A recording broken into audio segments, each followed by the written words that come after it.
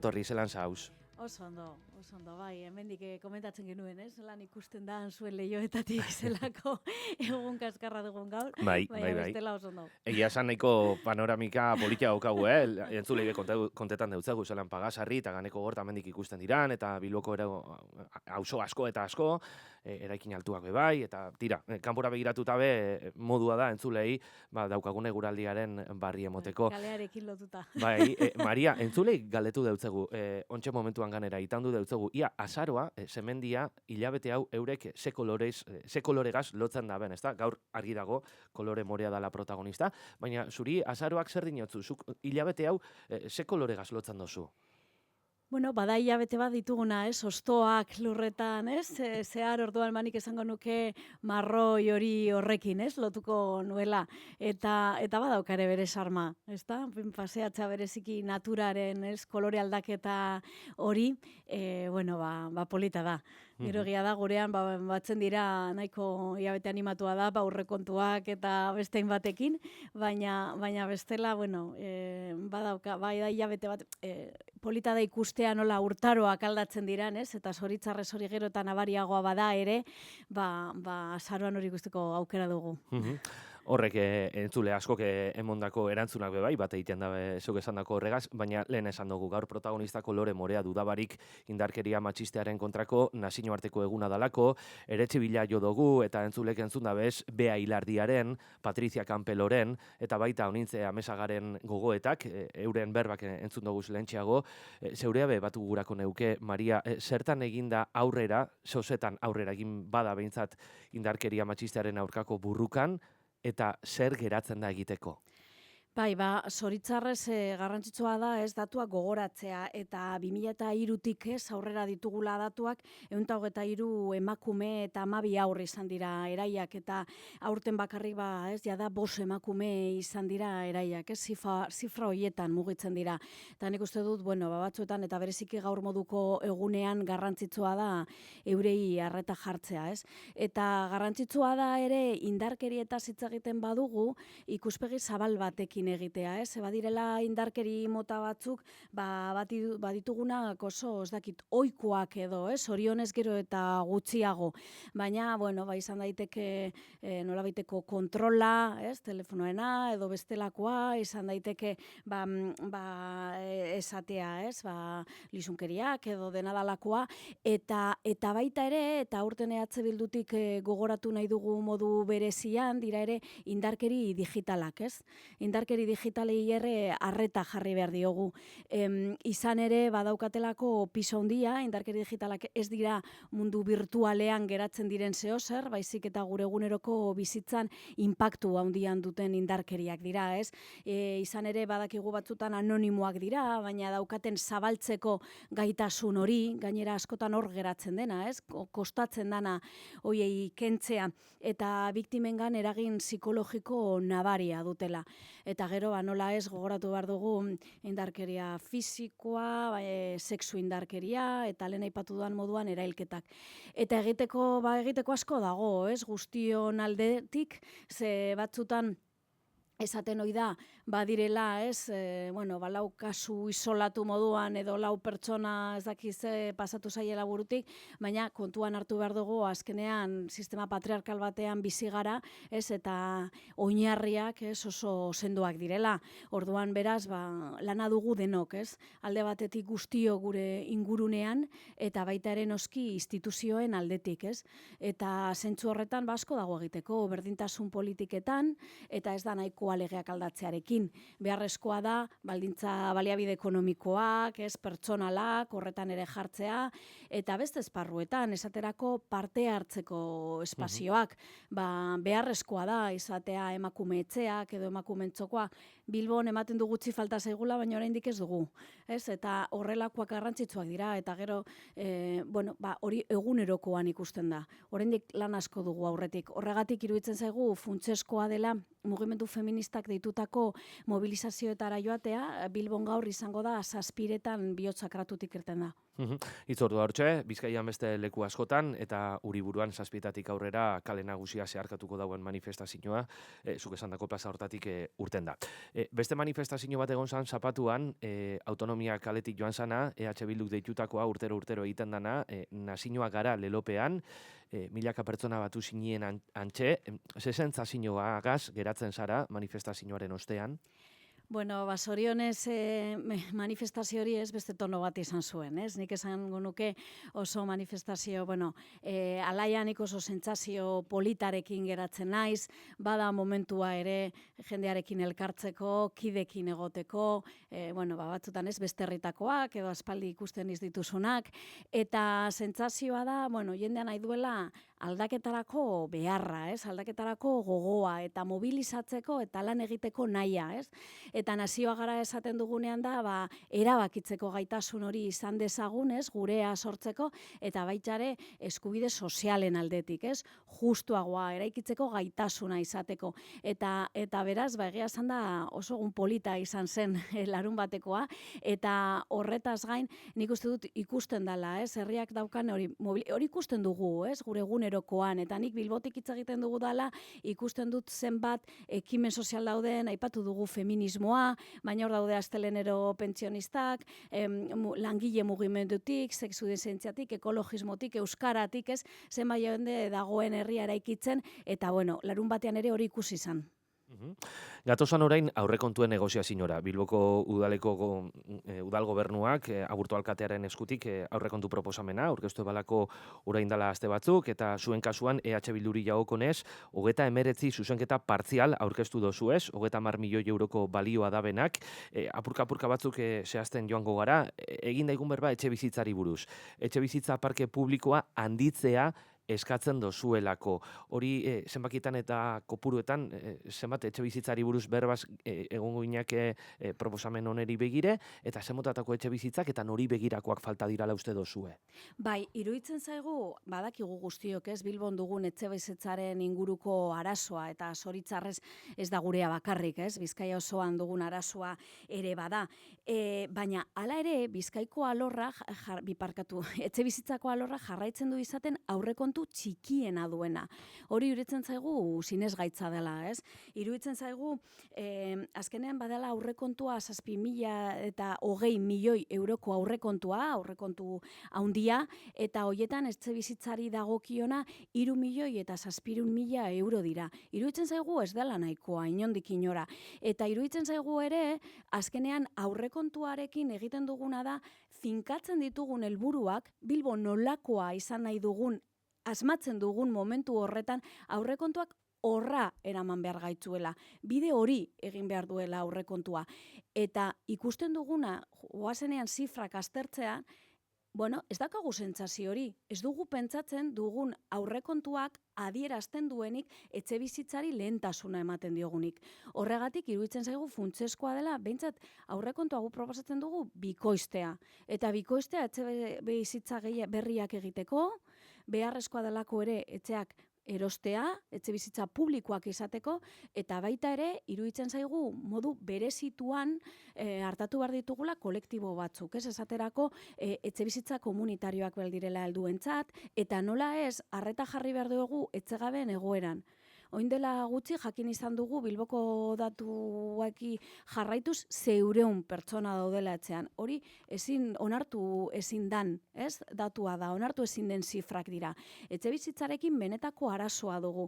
Eta etxe bizitza ez izatea edo baldintza duinetan ez izatea edo batzutan emantzipatu ezin izatea, horrek suposatzen du beste hainbat eskubidez gozatzeko aukera ez izatea. Eta hortaz, EH Bilduk finkatutako zein helburuen artean lehentasun nabaria eman diogu etxe bizitzari, nola ez? Etxe bizitzai buruz berbaz gabizan honetan, Maria, zelan ikusten duzue EH Bildutik Aburto alkatearen taldeak etxe bizitza turistikoei buruz hartutako erabaki hori, hau da, etxe bizitza turistiko barriak sortzeko lizentziarik ez emotea urte beteko epean, behinik behin? alde batetik posten gara, ze ikusi dugunik udaletzean daramat, bueno, legealdi honetan, ez? Ja, hau denbora aurrera doa. Pare bat Baina, urtetxu pasa bai, dira. oraindik ez dira, baina bai. Eta egia da, ikusi dugu aldaketa nabaria izan da, ez? Ez aurretik jarraitzen nuelako, baiz eta nik plenoan ikusitako aldaketa oso handia izan da, ez? Hasiera baten, gai hau eramaten genuenean, ematen zuen turismorekin arazorik ez zegoela, ez? Eta guk, turisten kontra geundela, ez dut oso ondo ulertzen, ez? Ez esaten ziguten. Pizkanaka, hasi gara esaten, bueno, agian arazo bat egon liteke eta hasi barko ginateke pentsatzen. Bueno, eta orain ja hasi gara neurria hau hartzen. Orduan, alde batetik, bueno, pozik ari direlako hurbiltzen, ez? Besteok esaten genuen posizioetara, baina bestetik, ez dakit oso erabilgarria den. Segia da, etxe bizitza turistikoak mugatzen ari gara, baina guk esaten duguna da, erreflexio izan behar da, orokorrean plaza turistikoen inguruan. Ze ikusten ari gara nola etxe bizitza turistikoak bai, baina ez daukaten ez mugak bloke osoa eraiki, bloke oso bat erosi, eta hor etxe bizitza turistikoa egin, baina eraikin osoa horrek muga ez dauka. Eta jakin izan dugu, orain dela gutxi horietako batzuk irekitzen hasiko direla. Orduan, egin beharreko erreflexioa guk uste dugu, orokorragoa dela. Eta turismoak, beste edozein ekimen ekonomiko moduan, bere albo ondorio negatiboak ere baditu. Orduan, esaten duguna da, bultzatzera baldin bagoaz ekimen ekonomiko hori, ikusi beharko dugula nola, zelan eta nola mugatu izan aldituen ondorio negatibo horiek. Beste proposamen bat, aurrekontuen negoziazio horretan txertatu dozuena. Bilboko denda bonoa berreskuratzea eskatzen dozue. Segaitik? Bai, gure proposamen artean beste bada, komertzioa eta ekimen ekonomikoa bultzatzea, lehen aipatu dudan ekimen hoien artean, eta hoietako bat bono denda da. Bono denda, badakigu irten egin zala pandemia garaian, eta Eusko Jaurlaritzak bultzatutako ekimen bada, eta ikusi dugu, naiz eta momentu puntual bati erantzuten zion, zer nolako arrakasta izan duen. Kontua da, Eusko Jaurlaritzak berak Euskadiko bono denda kanpaina aurkeztu dauela, orain, baina esan dago azkena dala. Hau da, gehiagorik ez dala gongo, ez dauela ikusten horren premia dagoanik. Zuek behar izan ikusten dozue? Bai, guk ikusten dugu behar izana. Behar bada beste modu batean egin beharko da, eta ez dugu, igual ez da, horren beste bultzatu behar, baina iruditzen zaigu badala ekimen garrantzitsu bat, eta nahi duguna da, gertuko komertzioa bultzatu, gertuko komertzioa indartu. Eta horrek bai bultzada ematen du, gure betiko dendetara, joateko eta ara hurbiltzeko. Eta hori oso garrantzitsua iruditzen zaigu. Eta iruditzen zaigu badala ekimen bat funtzionatu duela, egia da momentu jakin baterako zala, baina demostratu izan du arrakastatsua dela, eta iruditzen zaigu garrantzitsua horri eustea. Egin daigun berba orain, zaintzari buruz. Elkar zainduz programea eskatzen dozuelako. Zaintzari buelta bat emon behar jakola inozue eta programa berezi bat proposatzen dozue. Zertan oinarrituko litzateke programa hori? Zergaitik behar da programa hori zeuen eretxian? Bai, ari gara hitz egin dugu etxe bizitzaz, hitz egin dugu ekonomiaz, gure hirugarren proposamen blokea da zerbitzu publikoen kalitatea eta zaintza, arlo horretan iruditzen zaigu indar handia egin behar dugulo. Eta nola hitz egin dugu etxezetzeko zerbitzuaz, edo beste eremuetaz hori indartzeko beharraz, zaintza behar duten pertsonei begiratuta, baina iruditzen zaigu oso garrantzitsua dela zaintzaileen ere arreta jarri behar dela. Zaintzaileak zaindu behar ditugu, hori funtsezkoa da, horiek dira, ulertzen dugu gizarte honen oinarria, gizarte honen horrela eramaten dutenak. Eta horregatik proposamen ezberdinak egin ditugu, alde batetik, badago programa bat, Bilboko udalak aurrera eramaten duena, zaintzea deitzen dena, eta horretan laguntzen zaie, nolabaiteko babesa ematen zaie zaintzen duten familiei. Ulertzen dugu hori indartu behar dela, eta indartzeaz gain, horretan ere partu behartu beharko luketela zaintzan modu pribatuan edo ordainduta egiten duten emakumeak, Eta horretaz gain, beste proiektu bada, zuk aipatu berri duzun hori, Zer gertatzen da? Badakigu zaintzea ez dela beti egiten baldintzarik egokienetan zoritzarrez. Eta badakigu hori ez dela egiten baldintzarik egokienetan batzutan arlo publikoetatik ere baina are gehiago modu pribatuan, Badakigu badala hori oso sektore feminizatu bat, badakigu dala sektore prekarizatu bat, ezta? Eta baita ere bada sektore arreazalizatu bat, ezta? Eta bereziki horrelako egoeran aurkitzen dira emakumeak are gehiago zaintzen dutenak etxean bizi direnak, ez? Bizi direna interna moduan esaten dena bizi direnak, ez? Eta horiek behar dute espazio bat non euren denbora librean, hortik eta realizateko, behar dute euren espazioa garatzeko eta ez, bere garapen pertsonala izateko. Eta iruditzen zaigu hori funtsezkoa dela. Guk badugu ere zor bat pertsona horiekiko, eta ez bakarrik hau da, neurri txiki bat, lantzen ari dugunean, ari garenean zaintzen inguruan, zazen inguruan, igotzen dugunean prezioa eta jendea zerbitzu pribatora jotzen dugunean, hori ere buruan izan behar dugu. Zer ari gara indartzen? Zen motatako zaintza lana ari gara indartzen? Zaintzen inguruan lan egiten dugunean, zerbitzuaren kalitatea hitz egin behar dugu, baina baita ere hitz egin behar dugu ze baldintzetan eskaintzen den zerbitzu hori. Egin daigun berba orain ingurumenari buruz. Laster aurrekontuei begirako proposamena aztertuko dugu, baina eretxea galdetu nahiko neuskizu, Bilbon orain dela hilabete batzuk esarri izan eta dagoeneko martxan dagoan emisio gitxiko eremuari buruz. Zelako erantzuna igerri dozu bilbotarren artean eta hilabete batzuren ostean, ze balorazio egiten dozue? Egia da neurriak hartu behar direla, ezta? Beharrezkoa dugu neurriak hartzea, badakigu hiriek zer nolako ardura dugun krisi klimatiko honetan dudarik ez. Eta guk emisio gutxiko gune horretan, esaten genuen beharrezkoa zela, gainera legeak holan agintzen zuen, ez, bete behar bat zela, baina egia da egin zen moduan nolabaiteko arazoak ikusten genion, ez? Dauden horren besteko salbuespen, nahiko zaildu egiten duela egoera, ez dala erreza ondo jakitea, iruditzen zaigu ere ez dala oso ondo aprobetxatu aukera, ez, modu positiboan saltzeko, bitu, kotxeak enduko ditugu eta horren ordez espazio berdeak izango ditugu, ez? Zentzu horretatik iruditzen zitzaigun gehiago indartu alzela. Horregatik, gure aurrekontu honetan egin ditugun proposamenen artean, eramaten dugu proposamen bat guk eskola taupada deitu dioguna, ez da? Iruditzen zaigulako auzoen taupada, auzoen bihotza badirela eskolak, ez? Eta hori edon ikusi aldu eskolaren joaten denean, ez? Umeen irteeran, ez? Zenbat jende dagoen kaleetan, zenbat mugitzen den. Eta iruditzen zaigu hori badela hasiera puntu interesgarri bat. Hasteko eskola inguruneak, eskola bideak, patioak, berdetzea, eta osotasun bate moduan aztertzea. Hori izan daiteke gure proposamen bat. Baita ere iruditzen zaigu garrantzitsua dela ibai zabal naturalizatzea, ez? Eta berreskuratzea, boluetatik abusuraino, ez? Dagoen zonalde hori, espazio berde gehiago sortzeko aukera dugu horretan ere. Eta lehen aipatu dugu dendak. Iruditzen zaigu ere garrantzitsua dela bestelako bonoak jartzea, baina kasu honetan etxetresna elektriko eraginkorren erosketa bultzatzeko. Bereziki, egoera zaurgarriago dauden familientzat, zein garrantzitsua den ere gure norbanako kontsumo horretan implikatzea. Hortxe proposamenak, jaso indoguzue bai, beste alderdi politikoren baten proposamena. Zelan ikusten dozuz negoziazioak, ez da zure lehenengo aurrekontuen negoziazioa, aurreko urteren baten betoka biatzu, holan txiki biltea, udal gobernuaren jarreraren inguruan zer esango zenduke?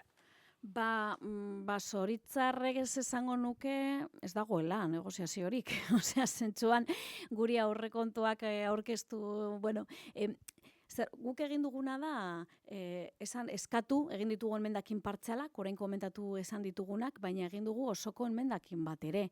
Iruditzen zaigulako, ez guztiaren kontra gaudelako, edo ez esatearren, ez?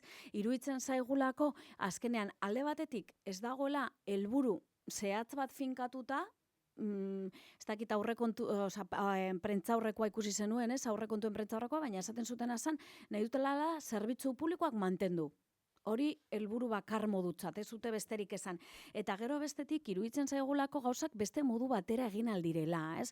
Gauzak ezin dira egin lau hormen artean eta itxaron plenora, ez? Hor negoziazioa hasteko. Iruditzen zaigu benetan gauzak beste modu batean hitz egin aldirela eta guk pres gaude, behin eta berriro esaten dugu eta demostratu dugu kapasa garela negoziatzeko, kapasa garela ekarpenak egiteko, horretarako pres gaude eta esan genuen, espero dugu aurten izatea azkeneko urtea egin behar ditugula, ez osoko enmendakin hori. Segun nahi duguna da, eseri, itzegin ze helburuak nahi ditugun gure irirako. Eta gero itzegin ere, zer nolako, ez, partida, zer nolako neurri ekonomikoak hartuko ditugun helburu horietara hurbiltzeko.